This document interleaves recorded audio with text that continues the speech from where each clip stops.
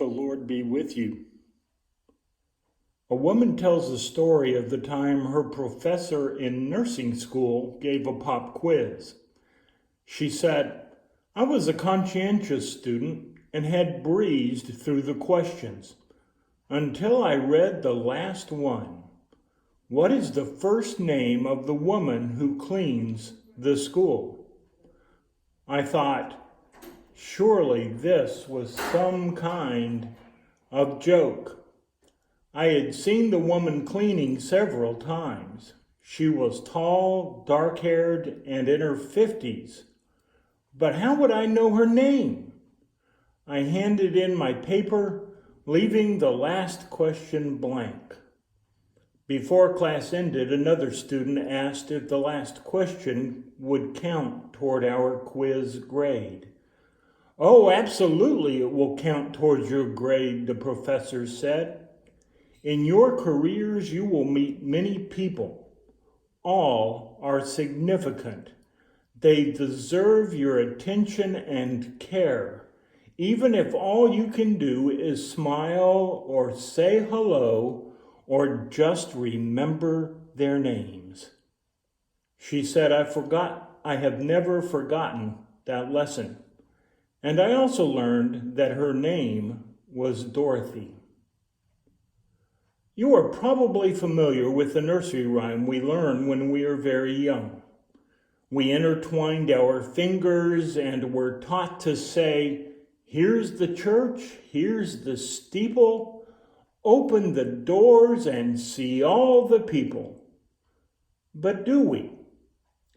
Has anyone heard or read the words "see me" on the evening news broadcast? It is more than a slogan for many different groups in our communities. It is a passionate plea, a cry to have our shared humanity recognized by those who don't recognize it.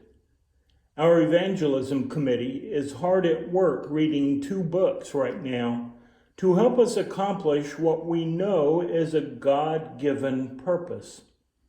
In one of those books, Engaging Your Community, A Guide to Seeing All the People by Junius B. Dotson, we read these convicting words.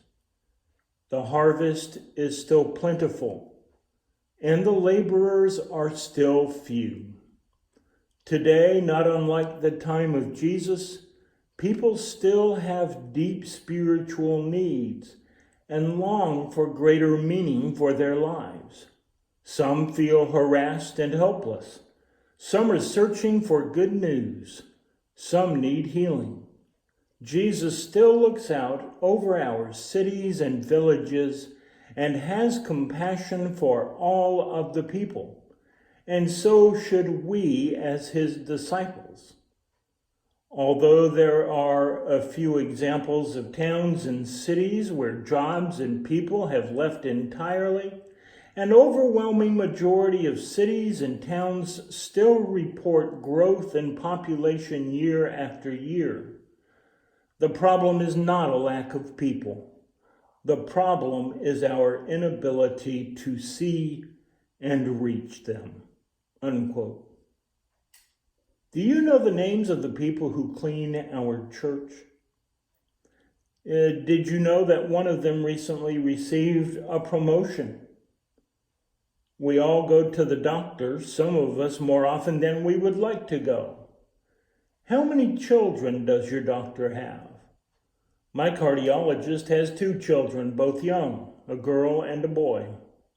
We always get caught up at the beginning of our appointment. He always asks about my daughter and grandson. I see him, and he sees me.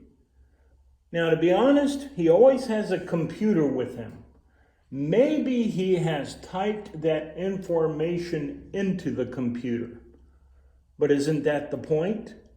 It's in his computer because he thought the information mattered. By the way, at our last appointment, he asked about our grandson before he even opened his laptop. In his book, Dotson tells us about his grandmother who taught him always to pray for those who are yet to come, those who aren't Christian yet. What a beautiful, hope-filled expression.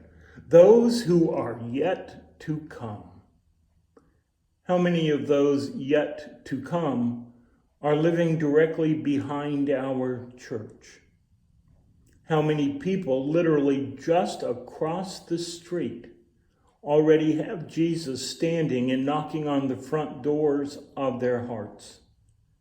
Will they come here? Will they pass us by because someone else made sure to see them and reach out to them? Do we have the passion for Jesus, the drive for Jesus, that it takes to reach out beyond our walls, and not to fill our pews and our offering plates, but to make real disciples of Jesus Christ? Filling pews and offering plates would be nice, but these are selfish reasons to become evangelists. And the God I know and love does not honor selfishness, even from a church with good intent.